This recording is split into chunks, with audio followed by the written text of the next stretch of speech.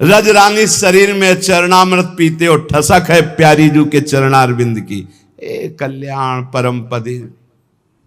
बहुत मस्ती से हम कह रहे मान लो हमारी बात, बस ये पकड़ लो, नहीं पकड़ में नहीं आएगी।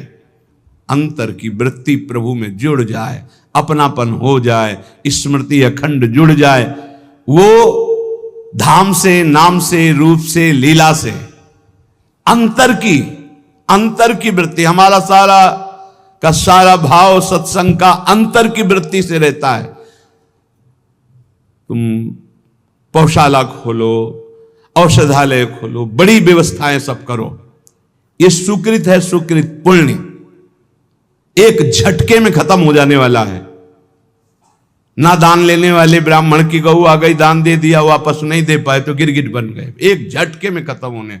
एक वैष्णव निंदा सारे तुम्हारे पुण्य खत्म कर देगी। लेकिन अंदर बोले राधा, इसको कोई नहीं खत्म कर सकता, ये अविनाशी हो गया। अंदर बोले कृष्ण, ये अविनाशी हो। एक कृष्ण नाम, एक राम नाम, एक राधा नाम, एक शिव नाम, एक भगवान नाम, ये तुम्हारे जीवन की धारा को परम प्रकाश में पहुंचा देगा। मान लीजिए प्रायः मन को नाम जब अच्छा नहीं लगता, और बाहरी व्यवहार चाहे जितना बड़ा धार्मिक करवा लो, सब में राजी हो जाएगा। और जब कोई परिचय देता है तो बाहरी परिचय देता है अपने को, बाहरी परिचय, मैं अमुक जगह का अमुक हूं। अपना 2-4 लोग होते हैं सब, ऐसा ऐसा ऐसा, ये तो इतने दिनों से, ये नहीं इतने दिनों, ये सब है बाहरी। अंतर में कहां हो आप? आपकी स्थिति अंतर की वृत्ति कहां है? साधना बाहरी अंतर की वृत्ति को प्रकाशित करती। अंतर की वृत्ति में अगर आप नहीं हो तो बाहरी इन सबसे बहुत बड़े बड़े धोखा खा जाते हैं। इस बात से दूब का रस पीने वाले, वलकल की लंगोटी लगाने वाले, 60-60 हजार वर्ष समाधिस्थ रहने वाले दुर्वासा जी को लगा रानियों के बीच में रहने वाला है चक्रवर्ती राजा अम्बरीश, भला हमारी समानता क्या कर सकता है। अम्बरीश जी का आंतरिक बहुत ऊंचाई पर इस चिंतन था। सावई मनः कृष्ण पदारविंदयो, ये बात बहुत बड़ी होती है। प्राय जहां लिखा पढ़ी होती है या बताया जाता है, वो सब बाहरी बातें बताई जाती हैं। ये कोई बता ही नहीं सकता कि रात्रि में बैठ जाते हैं और 8-8 घंटे केवल रोते रहते हैं, क्योंकि वहां कोई देखने वाला नहीं होगा और रोने वाला बता ही नहीं सकता है। और इसी से भगवत प्रेम से ही सब स्थितियां जागृत होती, सब दिव्यताएं होती। ये बाहरी दिखावे में मत पड़ो। बाहरी ये कुछ बोल, तुमसे पूछा जाए तुम कौन हो, तो बोलने की हिम्मत न रह जाए, यही उत्तर है तुम्हारा। यहां तो पूछा ही नहीं जाता है, अपने आप सब बताते हैं, ये अमुक ईश्वर है, ये अमुक ईश्वर है। लगते हैं ईश्वर, लगते हैं सीधे ईश्वर लगते हैं। दास बनना तो बहुत बड़ी बात है। दास तो कोई महापुरुष ही बोलता है, नहीं सब ईश्वर ही बोलते हैं अपने को। ईश्वर से नीचे कोई नहीं बोलता है। ये वात्सल्य दास को प्राप्त होता है। ध्यान रखना, जहां हम कह रहे हैं कि भगवत प्राप्ति निश्चित है, वहां इस बात की दासता से, नाम में, रूप में, लीला में, धाम में आश्रित हैं। अपना कोई बल नहीं, अपने सबसे छोटे तो बहुत बड़े पद में पहुंच जाओगे। महाप्रभु चैतन्य देव जी कहे तृणादपि सुनी चेन, भला इसका कोई परिचय देगा कहीं जाके, मैं बहुत नीच अधम हूं, ऐसा परिचय कोई थोड़ी देता नहीं। मैं अमुक अमुक अमुक हूं। और आचार्य महापुरुष जन कह रहे हैं कि ऊंचाई पर कौन चढ़ता है? बोले तृणादपि सुनीचेन, सुनीचेन तरोरिव सहिष्णुना अमानिना मानदेन कीर्तनीया सदा हरि। सही मार्ग में चलने पर भगवान की कृपा स्वयं बरसती है। हमने बाहरी ये किया, बाहरी ये किया, बाहरी ये किया, तो उसका फल आना चाहिए कि हमने किया ये भूल जाए और प्रभु की याद में खो जाए। सब साधन कर यह फल सुंदर, प्रभु पद पंकज प्रीति निरंतर। कुछ न करो, चाहे कभी एक चुल्लू जल न चढ़ाओ, कभी एक फूल न चढ़ाओ, कुछ न करो तुम, बस अंदर से राधा राधा राधा। सब हो गया, सब कर रहे हो, अंदर से विषय चिंतन चल रहा है, प्रभु अभी कोई फल नहीं मिला। अंदर से राधा राधा, अंदर से मैं लाडली जो आपका। ये बिल्कुल रोज की पढ़ाई है, केवल भगवत प्राप्ति के लिए। ये बैठा लीजिए। श्रीपाद प्रबोधानंद जी महाराज कह रहे हैं कि अपि मम कोटि भवान्ते भवतु परम तादृशो देहा, वृंदावन मधिवसता मुच्छिष्टैक स्पृहा भवेद यत्र। वृंदावन मैं करोड़ जन्म तक भजन करूंगा और यही बात मांगूंगा कि मैं इसी रज में जन्मूं, इसी रज में मरूं और इनके रज में वास करने वालों की जूठन खा खा के जीऊं, बस ये। वृंदावन मधिवसता मुच्छिष्टैक स्पृहा, उच्छिष्ट की स्पृहा, बड़ा दम है ये भगवत प्रेमी ब्रजवासियों के टुकड़ों में, बड़ा दम है। इसका प्रभाव प्रिया प्रीतम से सीधे मिलाता है। ये ब्रजवासियों की टूक प्रिया प्रीतम का प्रेम प्रदान करते हैं, विश्वास कीजिएगा। इनकी वाणी जरूर थोड़ा सा टेढ़ी मेढ़ी है, इनका व्यवहार भी टेढ़ा मेढ़ा हो सकता है, और इनके ठाकुर भी टेढ़े हो सकते हैं, पर उनकी कृपा जो है बहुत है। ठाकुर भी इनके टेढ़े हैं। देखो ना ब्रजराज कुंवर को जहां मिलेंगे तो कहीं ग्रीवा टेढ़ी, चरण कमर टेढ़ी, तो उनके ब्रजवासी भी टेढ़े हैं। इनकी वार्ता कुछ अलग होती है।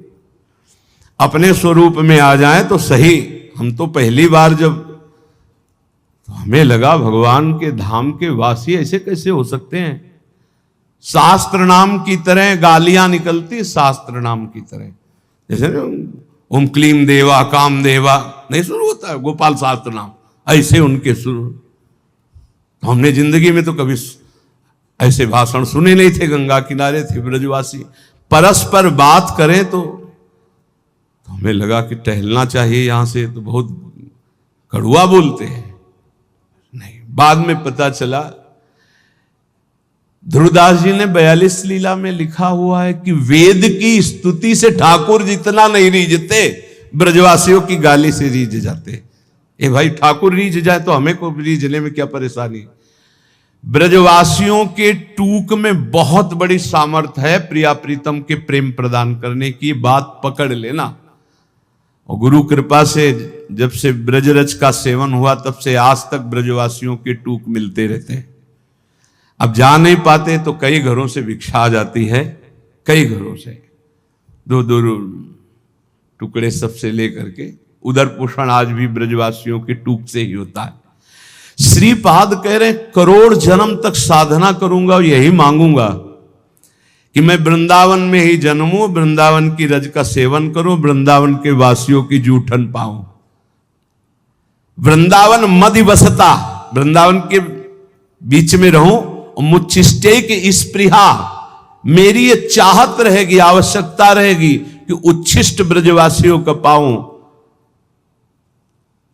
मुझे इससे बढ़कर और कुछ नहीं चाहिए। अपने लोगों को क्या चाहिए? जो श्रीपाद कह रहे हैं वही मिला हुआ है। वृंदावन वास, वृंदावन की रज, ब्रजवासियों की जूठन। अब तो गर्व से कहो धन्योस्मि, मैं धन्य हो गया। मेरे भाग्य ऐसे कहा, वृंदावन ने मुझे धन्य कर दिया। चलते हैं संत वाणी, भगवत प्रेमी महापुरुषों के वचन। हरिर हरति पापानि दुष्ट चित्तैरपि स्मृतः, अनिच्छापि संस्पृष्टो दहत्येव हि पावकः, जिह्वाग्रे वसते यस्य हरिरित्यक्षरद्वयम स विष्णुलोक माप्नोति पुनरावृत्ति दुर्लभम। अगर पापी जन हैं, दुष्ट चित्त वाले हैं, और वो भी उच्चारण करें हरि, श्री हरि, हरे नमः, तो बोले हरिर हरति पापानि दुष्ट चित्तैरपि स्मृता। ऐसा स्मरण करते ही, बोलते ही अनिच्छापि संस्पृष्टो दहते भी पावकः। जैसे इच्छा ना हो या इच्छा हो, कैसी भी स्थिति हो, आग छू जाए तो उसमें दाहिका शक्ति जला देगी।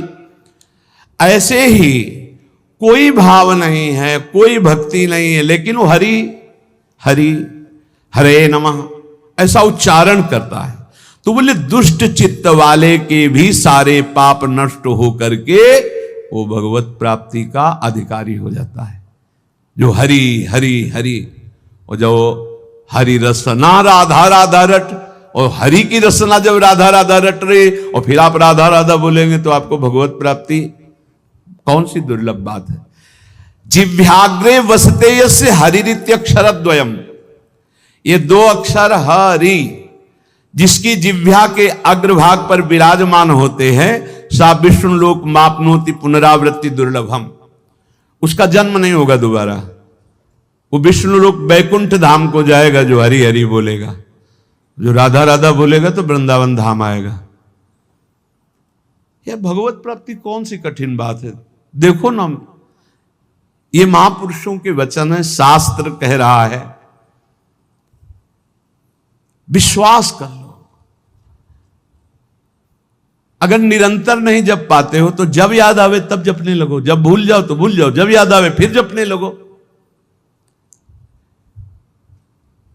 एक नाम आपके लिए बहुत बहुत मंगल करेगा, एक नाम भी मंगल करेगा। हमें तो बहुत विश्वास इस बात पर।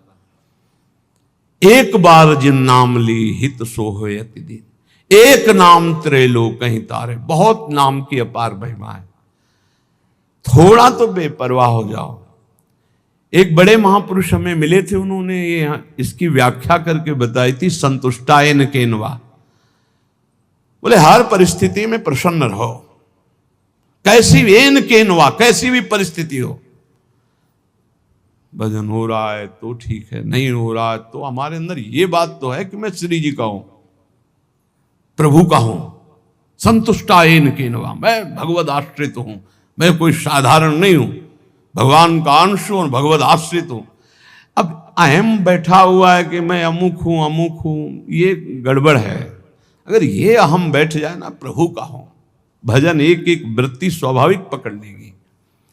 भगवत प्राप्ति स्पष्ट कह रहे हैं, जिह्वाग्रे वसते यस्य हरिरित्यक्षरद्वयम, जो हरिनाम जगत शिरोमणि,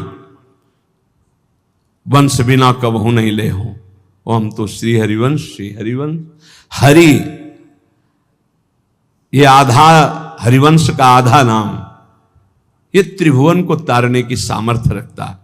जिह्वाग्रे वसते यस्य हरिरित्यक्षरद्वयम सा विष्णु लोकमवाप्नोति पुनरावृत्ति दुर्लभम। अब नहीं होगा उसका जन्म जिसकी जिह्वा के अग्रभाग पर आ गया हरि हरि हरि हरि, ऐसा बोल लिया।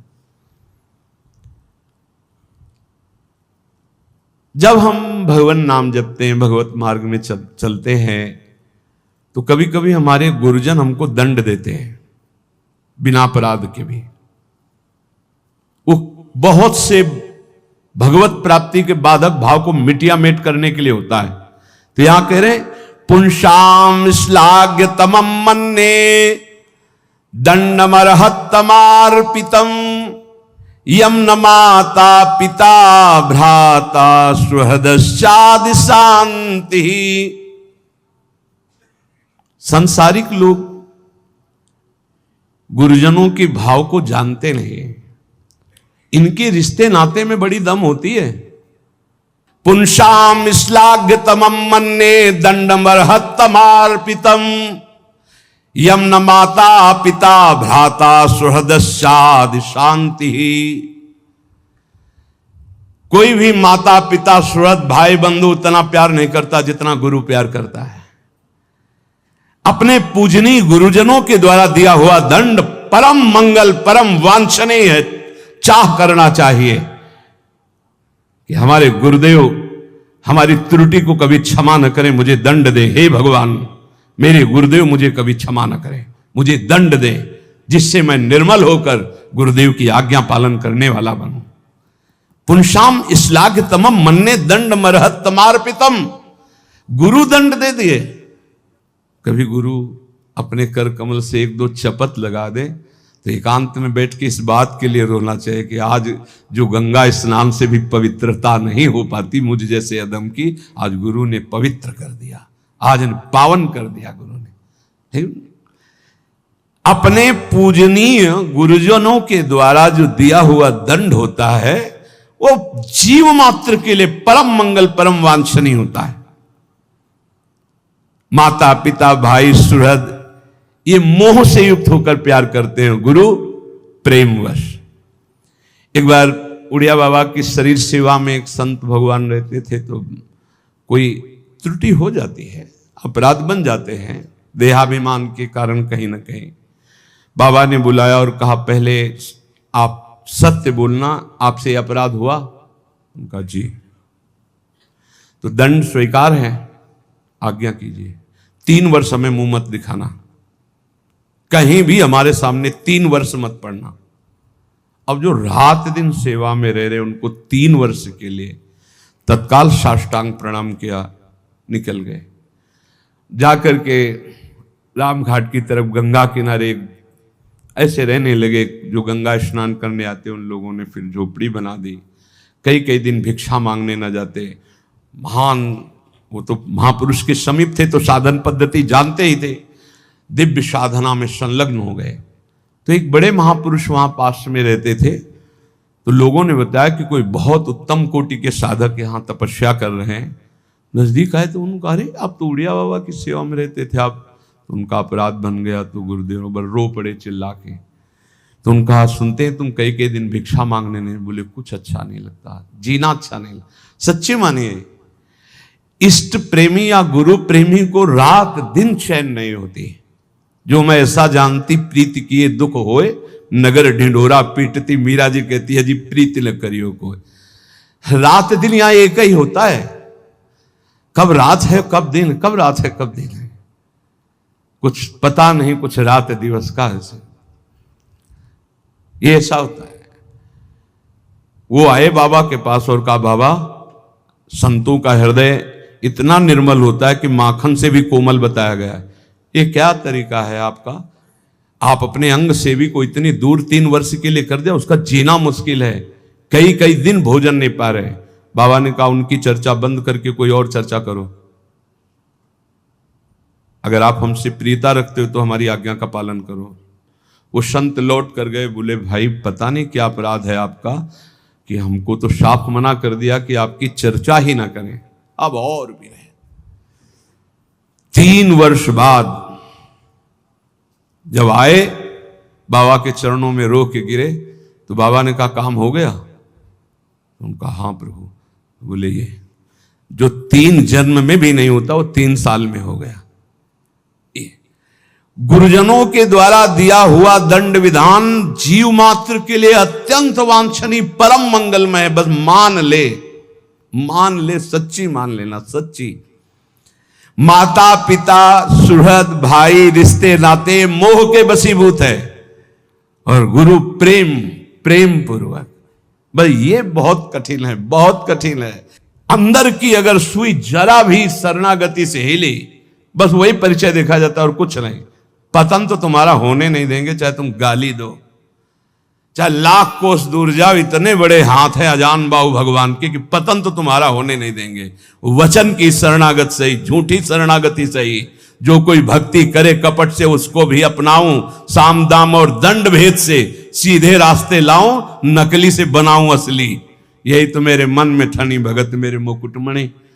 पर जो स्वाद आना था उसमें समय लग जाएगा, स्वाद पूर्वक। यहां कह रहे हैं कि अपने गुरुजनों के द्वारा दिया हुआ दंड वांछनीय है, चाह करना चाहिए। कि सदगुरु हमें कभी माफ ना करें, हमें सदैव दंड दें। जो दंड विधान हमें भगवत साक्षात्कार कर, पक्का पक्का। अगस्त्य जी ने सुतीक्ष्ण जी को जब तो सियाराम जी के साथ आए थे गुरुदेव के पास। इसलिए अपने गुरुजनों के द्वारा दिया हुआ जो दंड विधान है उसे आदर के साथ स्वीकार करना चाहिए, क्योंकि वो हमें अहंकार से दूर करके ज्ञान नेत्र प्रदान करने वाला दंड विधान बनता है। गुरुजनों के द्वारा दिया हुआ दंड विधान ये अमृत के समान समान। एक दिन पद दोहा गा रहे थे हरिराम व्यास जी की, तो उसमें था कि लोक की बड़ाई कुकर की सिबान और बैर प्यार किए मुख चाटी है, बैर किए तन्हानी, और रसिकों की गारी भली। दोनों में था कि अगर संसारी आदमी बड़ाई करे तो उसे अच्छा मत समझना, और अगर गुरुजन रसिक जन कड़ुए वचन बोल के डांट दे तो नाच पड़ना जरूर परम मंगल हो गया। मृषावादम परिहरेत कुर्यात प्रियमयाचितः न च कामान संरंभान द्वेषात् धर्म मुत्सृजेत। यदि नाम जप करना है निरंतर तो झूठ बोलना छोड़ दो। झूठ बोलने वाले की जबान पे नाम जप निरंतरता में नहीं आता, पकड़ो। मृषावादम परिहरेत, झूठा बोलना बंद करो। माला है, नाम जप कर रहे हो, सत्य बोलो। झूठ बोलने से क्या लाभ मिलेगा? भगवान नाम में चल रहे हो, भगवत मार्ग में चल रहे हो। और देखो, व्यापार आदि में भी झूठ बोलने की जरूरत नहीं। जिनको लगता है बिना झूठ बोले व्यापार नहीं चलता, वो कमजोर हृदय के हैं। सब कोई जानता है मुनाफे के लिए व्यापार किया जाता है। अपनी सामान का मुनाफा जोड़कर बोल दीजिए, झूठ बोलने की जरूरत नहीं। अरे बहुत झूठ बोलते हैं। एक गमछा है खरीदने के लिए, जिससे गए वो 130 रुपया, नहीं थोड़ा कम कर दो। वो तुम्हें बताएं, कसम से कहते हैं 120 का लाए हैं। अब 120 का तुम ले ही ले हो, तुम्हारे लिए हम। कसम बोलने की क्या जरूरत थी? झूठ क्यों बोल गए? भाई 130 का हम दे रहे हैं, तुम्हें लेना लीजिए, नहीं दूसरी दुकान दीजिए। ज्यादा उसमें चापलूसी या झूठ बोलने की जरूरत नहीं। मृषावादम परिहरेत, यदि आप व्यापारी हैं या गृहस्थी में कोई भी कार्य, बोले बिना झूठ बोले काम नहीं चलेगा। ऐसा तो हमें शास्त्रों में कहीं नहीं मिला कि कोई व्यापार, कोई ऐसा कार्य की झूठ हो। हाँ, एक जगह जरूर झूठ बोल देना चाहिए। यदि किसी के प्राण बच रहे हैं, सर्वस्व का नाश बच रहा है, जरूर झूठ बोल दो, उसके प्राण बचा लो। वो झूठ तुम्हें सत्य का लाभ प्रदान करेगा। अपने स्वार्थ के लिए झूठ मत बोलो। और कम से कम भजन करने वाले तो झूठ से थोड़ा बचने की कोई, थोड़ा इसलिए कह रहे हैं कि पूरा हरिश्चंद्र बनना तो बहुत ही कठिन है, क्योंकि मोबाइल का समय है। झूठ ना बुलवावे तो इसकी महिमा क्या है? झूठ तो बुलवा ही देता है। बहुत झूठ पकड़ा जाता है। झूठ वो जहां मोबाइल तो आजकल तो हेलो ही बोलते हैं सब, बोले राधे राधे राधे राधे। कहाँ हो? बाजार में है इस समय, बगल से बगले के फ्लैट में है, बाजार में है इस समय, तो नहीं मिल सकते। बाजार झूठ बुलवाता है मोबाइल, बहुत झूठ बुलवाता है। वृंदावन में है, अपने घर में, कहाँ हो? इस समय तो आगरे में, आज तो नहीं मिल सकते, फिर आगे बताएंगे आपको। अब क्या जाता है, झूठ बोल दिए। अरे भैया, बेमतलब झूठ बोल रहे हो। नहीं असत्य संपातक पुंजा। और बता दें, झूठा मुंह मत रखना यदि निरंतर नाम जप करना। चरणामृत पीने से झूठा नहीं होता। भगवत प्रसाद का किनका लेने से झूठा नहीं माना जाता। शेष कुछ भी झूठा मत रखना। कल हमको एक डॉक्टर साहब शिक्षा दे गए हैं कि आप शराब मांस आदि के लिए तो निषेध करते ही हैं, तमाकू और पान मसाला का भी निषेध कीजिए, क्योंकि इससे कैंसर हो जाता है। तो इसमें और दोष है कि जैसे आप, अब जब चिंतन हुआ तब समझ में, आप मुख में रखोगे तो मंत्र नहीं जप पाओगे। फिर खूब अच्छे से कुल्ला करके, जी भी करके, आचमन करके फिर मंत्र, ऐसा कौन करता है? तो मसाला तो और तमाकू सुपारी खाने वाला निरंतर नाम जप नहीं कर सकता। इसलिए प्रार्थना इस पर भी कल से हमें शिक्षा मिली। भगवान विविध रूपों में आके शिक्षा देते और कह रहे थे कि हम डॉक्टर हैं मुख के। सैकड़ों ऐसे लोग जिनके मुख के कैंसर हो गए हैं, जो तमाकू, गुलमंजन, पान मसाला, तो ये भजन में भी खतरनाक है भाई। सिद्ध पुरुष हो तो हम प्रणाम करते हैं भाई, लेकिन साधक हो तो पान मसाला, तमाकू, ये चीजें बंद कर दो। अभी तक तो हम यही शराब मांस इसके लिए बोलते थे, वो कल बता गए, बोले बड़ी बुरी स्थिति कैंसर के मुख में हो रही है इसी से। तो झूठ बोलना छोड़ दो। पान मसाला तमाकू ये सब इस भजन के लिए बहुत बाधक वस्तुएं हैं। कुर्यात प्रिय मयाचितः, कभी दूसरे का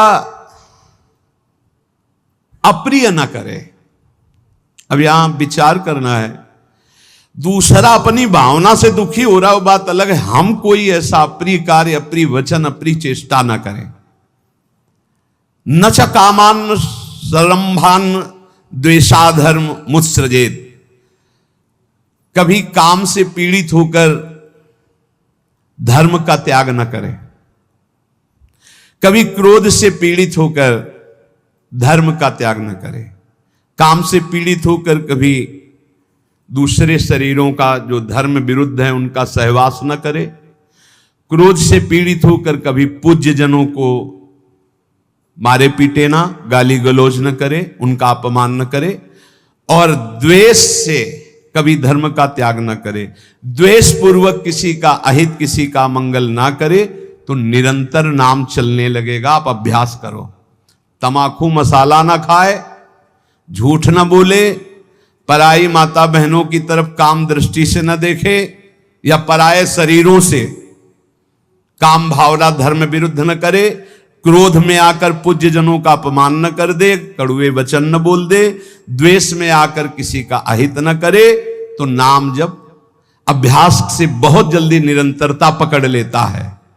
न पापे प्रतिपापः स्यात् साधुरेव सदा भवेत्, आत्मनैव हतः पापो यह पापम कर्तुमिच्छति। यदि तुम्हारे साथ कोई पापी आदमी पाप का बर्ताव कर दे, यदि तुम नाम जापक हो, तो उसके बदले में तुम पाप मत करना। ना उससे तुम बदला चाहना, ना भगवान से, ना किसी और के सहयोग से, और ना स्वयं से। ये भगवत प्राप्ति के लिए है।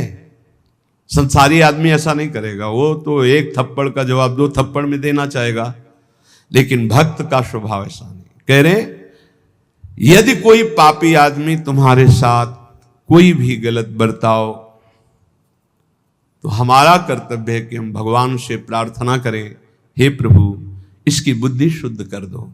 नाथ, यदि इसकी बुद्धि शुद्ध हो जाए तो ये भी महात्मा हो जाएगा। प्रभु इसको दंड मत देना, ये बहुत भूल में है, इसकी भूल को मिटा दो हे नाथ, हम आपसे प्रार्थना करते हैं। इसका प्रभाव ये होगा कि भगवान आपसे बहुत प्रसन्न हो जाएंगे। उसका तो जो होगा वो उमा क्षमा सापौते भारी, वो दंड तो भोगेगा ही भोगेगा पक्का। पर आपने क्षमा कर दिया तो आपके लिए आपके इष्ट बहुत प्रसन्न हो जाएंगे आपसे। जो साधु स्वभाव है वो किसी भी भारी संकट में पड़कर भी पाप कर्म न करे। जैसे एक प्रसंग आता है संकट का, सदन जी का, सदन कसाई जी बड़े महाभागवत थे। ये भगवान श्री जगन्नाथ जी के दर्शन करने जा रहे थे। महान अनुराग रस में डूबे हुए, दो चार घरों से भिक्षा ले लेते हो पाते हुए। फिर तो संध्या समय था, एक घर में भजन करने से एक मुख में विशेष आकर्षण होता है, भागवती का आकर्षण होता है, जो एक आत्म सुख प्रदान करता है। लेकिन जो विषयी जन होते हैं उनके लिए वो आकर्षण काम में भी बदल सकता है। तो उनको एक नवयुवती जो नववधू थी उस घर में, उसने देखा तो उसने कहा बाबा यहीं पा लीजिए। उनका जैसी आपकी इच्छा। जब पाया तो कहा यहीं विश्राम कर लीजिए। कहां जाते हो? तो कहा जगन्नाथ जी के दर। तो सुबह चले जाना। अब यहां थोड़ी त्रुटि हो गई।